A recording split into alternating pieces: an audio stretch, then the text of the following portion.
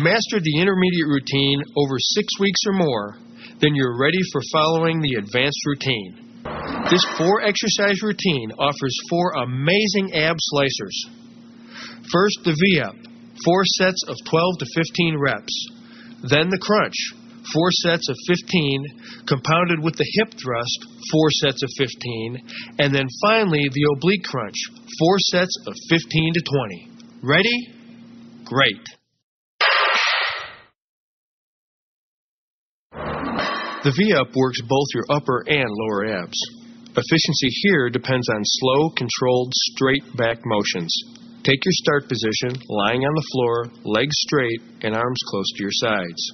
Now bring your shoulder blades a few inches off the floor while simultaneously bringing your feet up to roughly the same height. Inhale and hold your breath, then contracting your abs, crunch up slowly with your upper abs, reaching to touch your toes, while raising your legs high at the same time. Exhale and hold this position for about 2 to 3 seconds, then slowly lower your upper torso and your legs at the same pace. If holding your legs straight is too difficult at first, here's an alternative. As you raise your upper body into a crunch, pull your knees into your chest like this.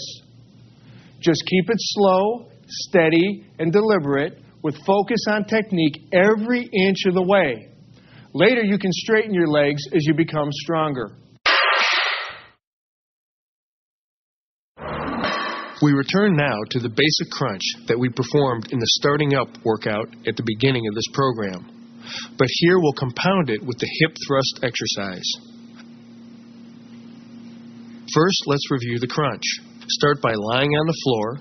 Bend your knees so that your feet are flat and put your hands behind your head.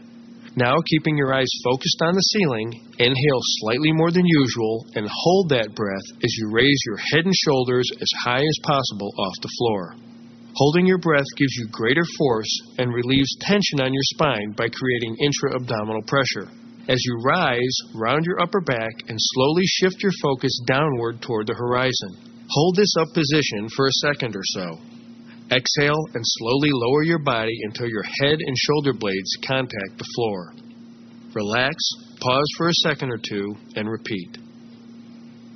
Now we're going to employ a variation of the Weider peak contraction principle to compound this exercise with the hip thrust. The hip thrust is a way for you to isolate your abs, using them to raise the entire lower half of your body off the ground. Start by lying on the floor with your arms at your sides, palms down. Now lift your legs perpendicular to the floor.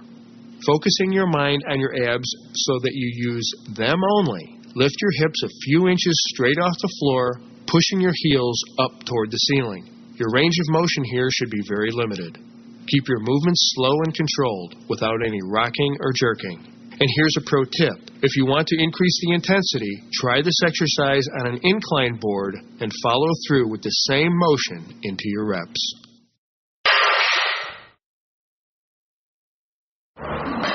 The obliques control the rotation and flexion of your torso and are key for overall ab symmetry and strength.